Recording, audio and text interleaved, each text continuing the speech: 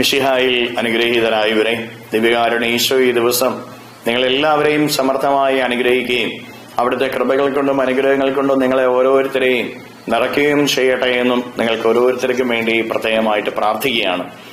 വിശുദ്ധ യോഹന്നാന്റെ സുവിശേഷത്തിന്റെ 8-ാമത്തെ അധ്യായത്തിന്റെ 28-ഉം 29-ഉം തിരുവചനങ്ങളിലൂടെ ഈ നോമ്പിന്റെ ഈ 4-ാം ദിവസം എങ്ങനെ ജീവിക്കണമെന്ന് ഈശോ നമ്മെ പഠിപ്പിക്കുന്നുണ്ട്. വചനം നമ്മളിങ്ങനെ വായിക്കുകയാണ്: എന്നെ അയച്ചവൻ എന്നോട് കൂടെയുണ്ട്, അവിടുന്ന് എന്നെ തനിയെ വിട്ടിരിക്കുകയല്ല, കാരണം ഞാൻ എപ്പോഴും അവിടുത്തേക്ക് ഇഷ്ടമുള്ളത് പ്രവർത്തിക്കുന്നു. ഈ നോമ്പിന്റെ നാളുകളിൽ നമ്മള് എങ്ങനെ പ്രവർത്തിക്കണമെന്ന് ഈശോ പഠിപ്പിക്കുക. ഈശോയ്ക്ക് ഇഷ്ടമുള്ളതേ നമ്മൾ പ്രവർത്തിക്കാവൂ. ഈ ക്രിസ്തുമസ് ഒരു അനുഭവമാകണം. ഞാൻ ആദ്യമേ സൂചിപ്പിച്ചിരുന്നു, ഈ അനുഭവം എന്ന് പറഞ്ഞാൽ ഈശോ നമ്മുടെ കൂടെയുള്ള അനുഭവം, ഇമ്മാനുവേലായ ദൈവം നമ്മുടെ കൂടെ വരുന്ന അനുഭവം. എന്റെ ജീവിതത്തിന്റെ വേദനകളിലും എന്റെ ജീവിതത്തിന്റെ ദുഃഖങ്ങളിലും എന്റെ ജീവിതത്തിന്റെ ഇല്ലായ്മകളിലും ഈശോ എന്റെ കൂടെയുണ്ട് എന്നുള്ള ഒരു അനുഭവം ഈ നോമ്പിന്റെ ദിവസങ്ങളിൽ നേടിയെടുക്കാനായിട്ട് സാധിക്കണം. അത് നമുക്ക് ലഭിക്കണമെങ്കിൽ വചനം പറയുകയാണ്, ഈശോയ്ക്ക് ഇഷ്ടമുള്ളത് അനുസരിച്ച് നമ്മൾ പ്രവർത്തിച്ച് ജീവിക്കണമെന്ന്.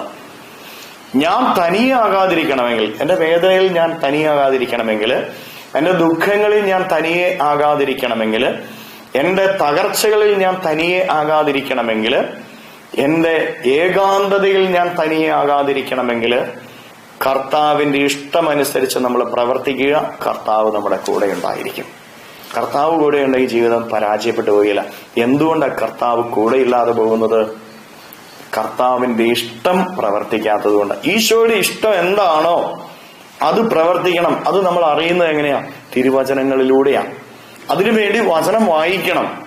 ഈശോയുടെ ഇഷ്ടം എന്ത് എന്ന് തിരിച്ചറിഞ്ഞ് അത് ജീവിതത്തിൽ പ്രാവർത്തികമാക്കുമ്പോൾ കർത്താവ് നമ്മളെ തനിയെ വിടത്തില്ല. കർത്താവ് നമ്മുടെ കൂടെ ഉണ്ടായിരിക്കുന്ന ഒരു ഉറപ്പ് ഈ നോമ്പിന്റെ നാളുകളില് കർത്താവ് ഈശോ മിശിഹ നമുക്ക് ഓരോരുത്തർക്കും നൽകുകയാണ്.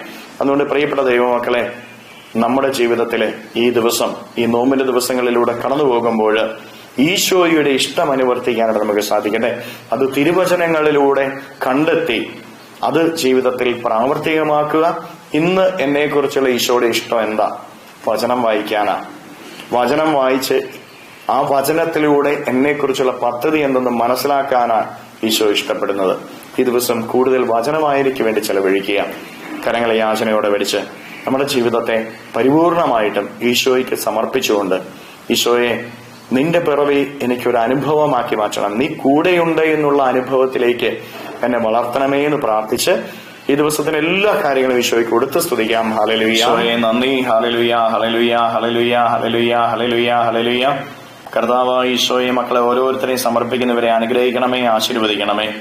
അങ്ങയുടെ ഇഷ്ടമനുസരിച്ച് ഈ ദിവസം ജീവിക്കുവാൻ, അത് തിരുവചനത്തിലൂടെ കണ്ടെത്തുവാനുള്ള കൃപ ഇവർക്ക് കൊടുക്കണമേ.